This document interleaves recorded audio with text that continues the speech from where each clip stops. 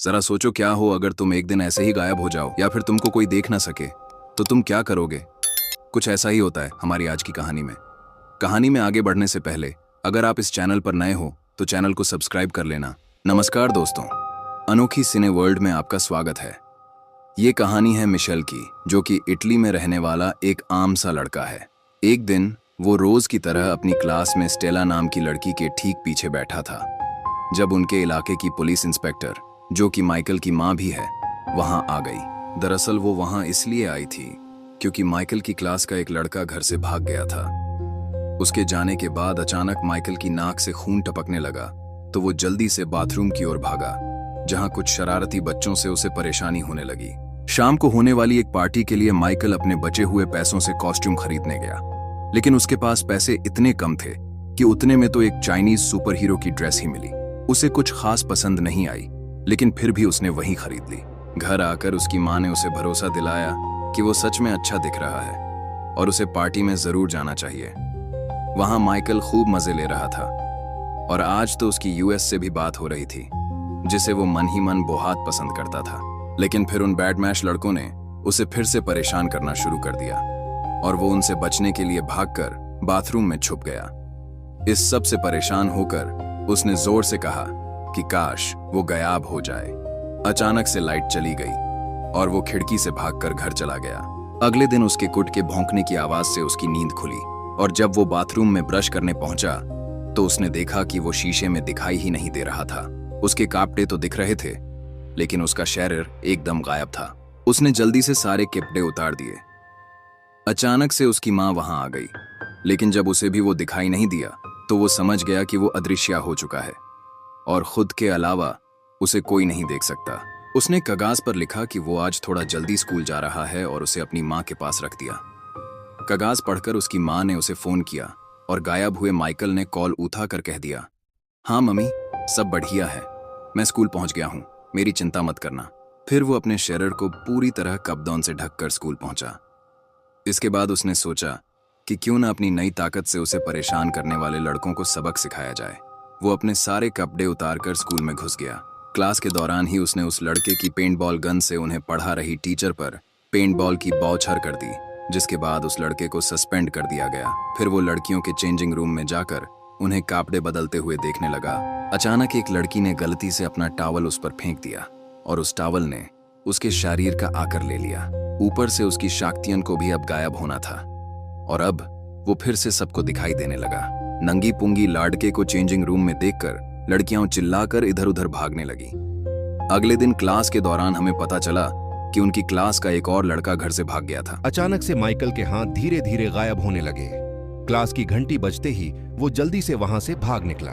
वो अपने पूरे शरीर पर कपड़े लपेटकर घर पहुंचा तो उसकी छोटी बहन कैंडल हाउस के कमरे में बैठी थी।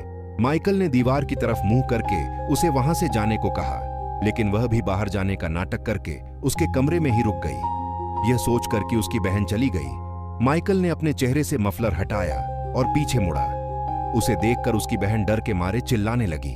माइकल ने उसे शांत किया और समझाया कि पता नहीं कैसे, लेकिन उसकी चाइनीज सुपर हीरो कॉस्ट्यूम ने उसे गायब होने की ताकत दे दी है। जब उसकी माँ घर लौटी तब तक माइकल अदृश्य हालत में ही था। उसने अपनी माँ को फोन पर किसी से बात करते सुना। उस बातचीत में पता चला कि माइकल असल में अडॉप्टेड है और कई साल पहले उसे कोई औरत, जो उसकी माँ है और जिसका नाम जुयाना है, उसके घर के बाहर छोड़कर चला गया था। माइकल इस बारे में कुछ नहीं जानता था और वह दुखी होकर बाहर चला गया। जब वह अकेला बैठा झूला झूल रहा था तो स्टेला वहां आई। उसे लगा कि वहां शायद कोई भूत है, लेकिन वह बिना डरे साथ वाले झूले पर जाकर बैठ गई। स्टेला ने उसे अपना दोस्त बनने के लिए कहा। इस बात पर माइकल ने भी जमीन पर एक स्माइली फेस बना दिया। वे थोड़ी देर साथ खेले, जिसके बाद स्टेला वहां से चली गई। माइकल की नजर थोड़ी दूर खड़े एक आदमी पर पड़ी जो आंखें गड़ाए उसकी ओर देख रहा था, लेकिन फिर पता चला कि वह तो असल में अंधा है। रात के समय माइकल स्टेला के घर पहुंचा। वह भी एक अदृश्य दोस्त बनकर बहुत खुश थी। कुछ देर बाद उन्होंने एक दूसरे को किस किया, लेकिन अचानक माइकल की शक्तियां फिर से जाने लगीं। इससे पहले कि स्टेला उसका चेहरा देख पाती, वह वहां से भाग निकला। कुछ समय बाद स्टेला जिम्नास्टिक्स हॉल में अकेली प्रैक्टिस कर रही थी। तभी अचानक किसी ने उस पर एक डार्ट से हमला किया। जल्द ही वह बेहोश होकर गिर पड़ी। अपने घर पर बैठा माइकल ठान लेता है कि अब वह स्टेला को अपनी शक्तियों के बारे में बता देगा। वह अपने कुत्ते को ऐसे ही टहलाता हुआ जिम्नास्टिक्स हॉल के पास पहुंचा, जहां उसने मुखौटा पहने एक आदमी को देखा जिसने स्टेला को अपने कंधे पर उठाया हुआ था। माइकल ने उसे रोकने की बहुत कोशिश की। उसके कुत्ते ने तो उस आदमी के हाथ पर काट भी लिया, लेकिन बाद में किसी तरह स्टेला को अगवा करके वह वहां से भाग निकला। कुछ देर बाद पुलिस वहां आ गई। तब उन्हें समझ आया कि बच्चे घर से भागे नहीं थे, बल्कि उन्हें तो किडनैप किया गया है। स्टेला की आंखें खुलीं तो वह एक सुनसान कमरे में थी और उसके सिर से बहुत सारी तारें जोड़ी गई थीं। हम देखते हैं कि वहां पर माइकल का एक टीचर भी मौजूद था। उन्होंने स्टेला पर कुछ टेस्ट्स किए और बाद में बाकी 2 बच्चों के साथ उसे एक रूम में बंद कर दिया। अगले दिन मिशेल समुद्र किनारे अकेला बैठा था। जब वह अंधा आदमी उससे मिलने आया, वह उसके पूछने से पहले ही उसके सभी सवालों का जवाब दे रहा था, मानो वह आदमी माइकल का दिमाग पढ़ सकता हो। उसने बताया कि उसका नाम ऑन्ड्रे है और वह माइकल का असली बीबा बाप है। माइकल ने उसकी बात नहीं मानी और चिल्लाकर कहा कि तुम झूठ बोल रहे हो।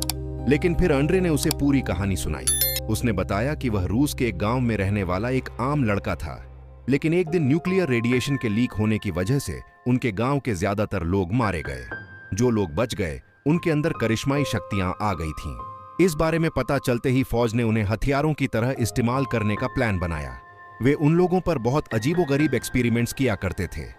रिपोर्ट में पता चला कि एंड्रे और माइकल की मां के अलावा वहां पर कोई भी बच्चे पैदा नहीं कर सकता था। जब माइकल का जन्म हुआ तो वह इन अनोखी शक्तियों के साथ पैदा होने वाला पहला बच्चा बना, लेकिन उसे एक अच्छा भविष्य देने के लिए ऑन्ड्रे और माइकल की मां उसे लेकर मिलिट्री कैंप से भाग निकले। ऑन्ड्रे माइकल के साथ किसी तरह बच निकला, लेकिन उसकी पत्नी मारी गई। वह जानता था कि माइकल कभी उसके साथ सुरक्षित नहीं रहेगा, तो उसने अपनी शक्तियों के इस्तेमाल से जियोना का दिमाग पढ़कर पता लगाया कि वह सच में एक अच्छी औरत है। उसने अपने बच्चे को उसके घर के बाहर छोड़ दिया और वहां से चला गया।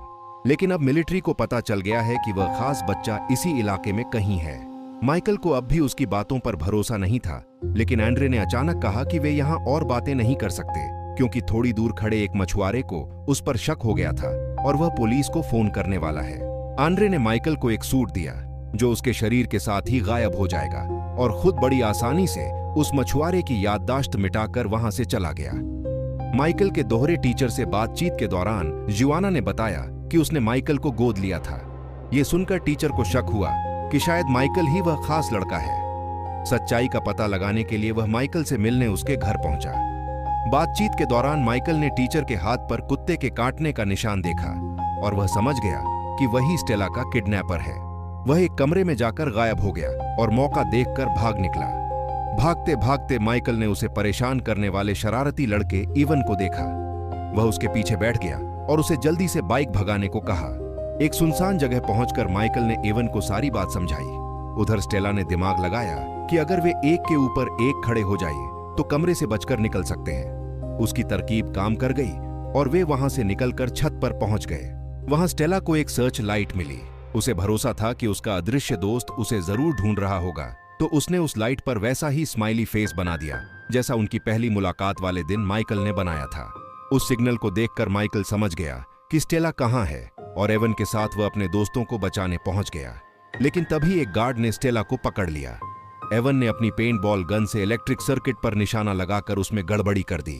जब माइकल गायब होकर बिल्डिंग में घुसा तो उसने अपने टीचर और कुछ गुंडों को जियोना और ऑन्ड्रे पर नजर रखते हुए देखा, जो एक साथ मिलकर माइकल को ढूंढ रहे थे। इसके बाद उसने एक गार्ड के सिर पर फायर एक्सटिंग्विशर मार दिया और दूसरे पर गन तान दी। उसने सभी किडनैप किए गए बच्चों को बाहर निकालकर गार्ड्स को अंदर ही बंद कर दिया। इसके बाद माइकल उनके सामने आया, जिसे देखकर सभी दंग रह गए। वे सब जल्दी से वहां से निकलना चाहते थे, लेकिन स्टेला कहने लगी कि उन्हें उस बूढ़े आदमी की मदद करनी चाहिए जो पास ही कमरे में बंद है। माइकल उसकी बात मानकर उसके साथ चल दिया, लेकिन वह तो उसे सीधा उन्हीं लोगों के पास ले गई जिनसे बचकर वह भाग रहा था। अचानक स्टेला बेहोश होकर गिर पड़ी और उसके पीछे बैठा एक बूढ़ा आदमी बोलने लगा। दरअसल वह किसी भी इंसान के दिमाग पर कब्जा कर सकता था। उसी ने स्टेला और माइकल के टीचर से यह सब करवाया था। मिलिट्री वालों ने माइकल और स्टेला को एक सबमरीन में डाल दिया और समुद्र के रास्ते अपनी मंजिल की ओर निकल पड़े। दूसरी ओर ऑन्ड्रे वहां पहुंचकर एवन से मिले और अब बिल्डिंग को सेल्फ डिस्ट्रक्ट मोड पर लगा दिया गया था। कुछ ही सेकंड्स में धमाका होने वाला था। उन्होंने जल्दी से अगवा किए गए दोनों बच्चों और माइकल की टीचर को भी बचा लिया, क्योंकि उस बेचारी की कोई गलती नहीं थी। उसके दिमाग पर उस बूढ़े आदमी का कब्जा था। वे सब धमाके से ठीक पहले बिल्डिंग से बाहर निकल गए। दूसरी तरफ सबमरीन में माइकल को पता चला कि उसके पास सिर्फ गायब होने की शक्ति नहीं है, बल्कि वह अपने दिमाग की ताकत से चीजों को हिला डुला भी सकता है। उसने अपनी शक्तियों का इस्तेमाल करके आसपास की चीजों को तोड़ना शुरू कर दिया। उसने उन सभी गुंडों को मारकर स्टेला और अपनी जान बचाई। फिर वह अपनी शक्ति से सबमरीन को वापस समुद्र किनारे ले आया, जहां सब उसका इंतजार कर रहे थे। माइकल बहुत खुश था और सबके सामने गायब होकर अपनी शक्तियों का दिखावा करने लगा। एंड्रे ने उसके पास आकर कहा कि वह अपनी शक्तियां यूं सबके सामने न दिखाए। उसकी पहचान को गुप्त रखने के लिए एंड्रे को वहां मौजूद सभी लोगों की याददाश्त मिटानी होगी। माइकल ने बात को समझा और एक आखिरी बार स्टेला को किस किया। इसके बाद वह वापस लौटने का वादा करके सबकी याददाश्त मिटाकर वहां से चला गया और सब कुछ एकदम पहले जैसा हो गया। और इसी के साथ मूवी यहीं खत्म होती है। अगर वीडियो पसंद आई हो तो वीडियो लाइक करके चैनल सब्सक्राइब कर देना और कमेंट में बताना कि आप कहां से ये वीडियो देख रहे हैं।